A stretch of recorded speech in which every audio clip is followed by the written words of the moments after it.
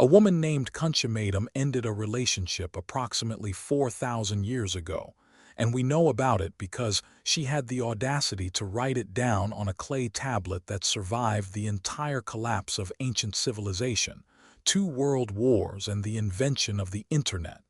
That tablet is sitting in a museum right now. The guy got dumped, and the evidence will literally outlast the sun. You are Grug, you have feelings, and today we are asking the most important question in the history of human emotion.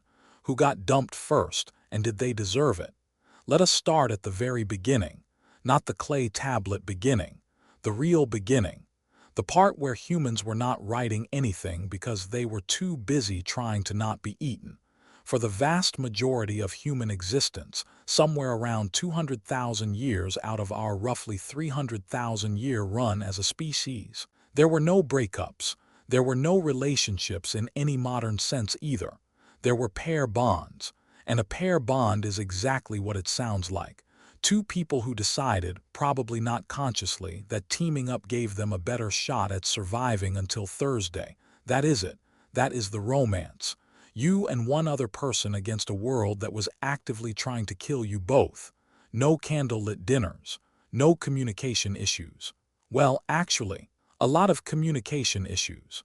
But you resolved them by either staying near each other or not staying near each other, and the one who wandered off alone was usually eaten by something, which really simplified the emotional processing.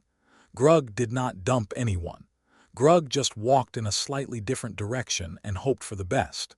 Here is what archaeologists actually find when they dig up early human sites: evidence of repeated occupation by the same small group, usually somewhere between 15 and 50 people. The pair bond existed inside this group, which means when a pair bond dissolved, there was nowhere to go. You still saw this person every single day. You still hunted with them.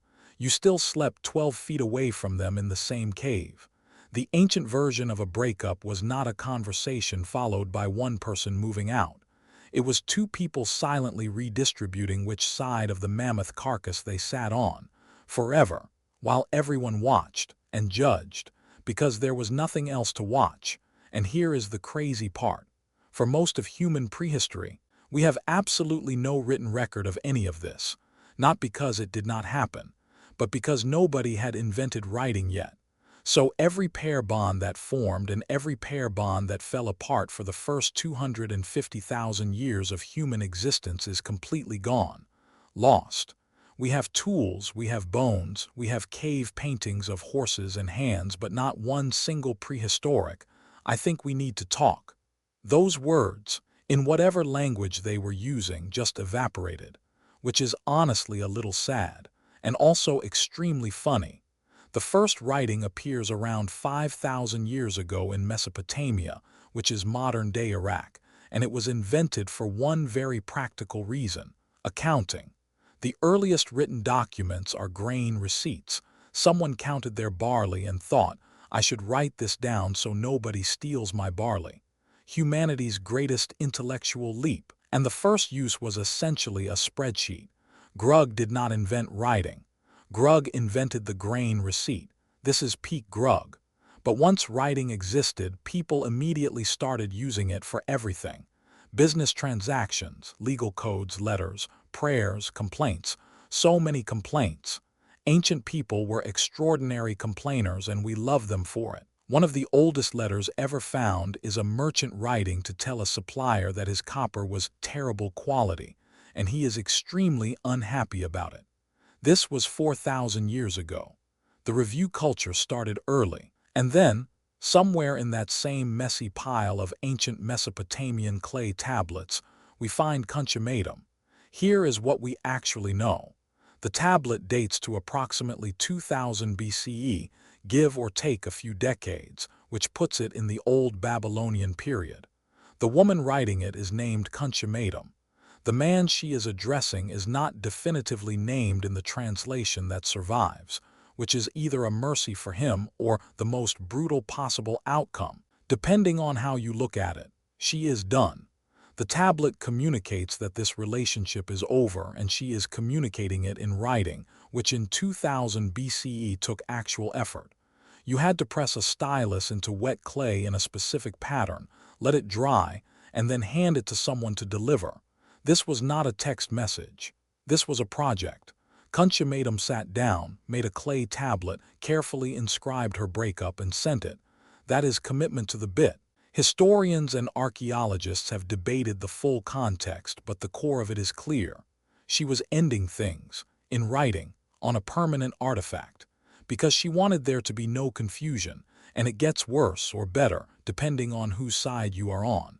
The tablet survived, not because anyone tried to preserve it.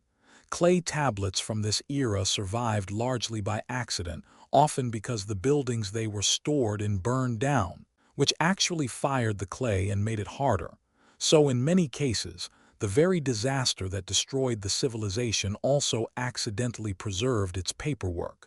The Babylonian relationship drama survived 4,000 years because something nearby caught fire. He got dumped. The evidence hardened. Archaeologists dug it up. It is in a collection now, somewhere in a museum or an archive. There is a small clay object that is essentially the world's oldest permanent record of someone getting their heart broken. You could look at it. You could hold it if you were given permission and wore the right gloves. The breakup is still there. It did not go away. Now here is something real to sit with for a second. Kunshimatum was literate. In 2000 BCE, that was not a given. Literacy in ancient Mesopotamia was largely restricted to scribes, merchants, priests, and certain elite classes. The fact that she was writing this tablet herself, or had the means and access to have it written and sent, tells us something. She had standing. She had resources. She was not a woman with no options, and she chose to exercise one of those options with bureaucratic precision. She did not just leave. She documented it. Historians love her for this. The dumped man, whoever he was, is remembered by exactly no one. Kunshimatum has a Wikipedia presence. History belongs to the person who writes things down. Lesson learned. But here is the crazy part. She was not alone in the ancient complaint department. The ancient world was full of people who used writing to express their feelings about other people, and many of those feelings were not warm. In ancient Egypt, there are love poems that express genuine tenderness and longing, but there are also letters from people expressing absolute fury at family members, business partners, and romantic disappointments. There is a category of ancient Egyptian text, sometimes called letters to the dead, where people literally wrote letters to deceased relatives asking them to stop causing problems from the afterlife. Somebody's dead husband was apparently still making things difficult, and the response was to write him a strongly worded letter. This is not a joke. This is documented.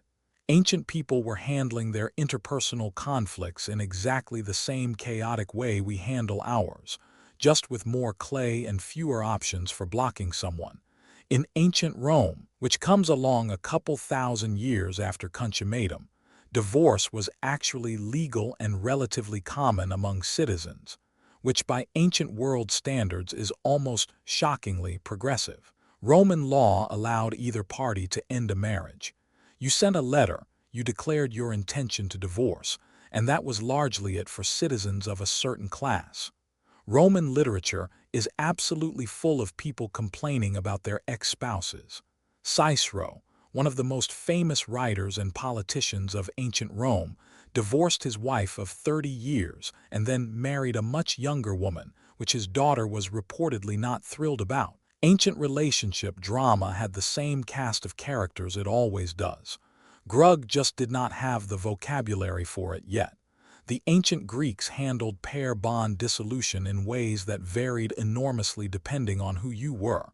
For women, divorce was extraordinarily difficult. For men, it was not particularly complicated. This asymmetry shows up across almost every ancient culture, and it makes Kunshimatum's tablet even more striking, because she clearly had enough autonomy in her specific context to be the one ending things, not the one being left, the one leaving, and then filing the paperwork. The further back you go before any writing exists, the harder it gets to know anything specific. But paleoanthropologists and biological anthropologists have some tools. They can look at skeletal remains and see things like evidence of pair bonding behavior in species that preceded us, evidence of childcare patterns, evidence of how long adults lived in proximity to each other. The picture that emerges is complicated and genuinely interesting. Early pair bonds in hominids were probably flexible. Lifelong commitment was not necessarily the default. What was the default was whatever maximized survival for the offspring. When that changed, the arrangement sometimes changed with it. Nature was doing its own version of "this is not working out" long before anyone had a word for it. And honestly, every breakup since Kunshimatum is just a footnote. Next time you are sitting in your car, drafting a text, trying to figure out the exact right way to say something difficult to someone you care about, you are participating in one of the oldest human behaviors on the planet. People have been trying to figure out how to say "this is not working" probably since before they had language to say it. And one woman in ancient Babylon, 4,000 years ago, sat down with a lump of wet clay and a stylus and handled it with more permanence than most of us will ever manage. Somewhere in a museum her decision is still there, still legible, still absolutely done with whoever that man was. Grug respects Kunshimatum enormously. If you want more real, weird, surprisingly relatable history from the people who lived it before anyone was watching, this channel has a lot more where this came from. There is a whole series of things ancient humans did that will make you feel significantly better about every bad decision you have ever made. Stick around. Grug has stories. Grug has so many stories.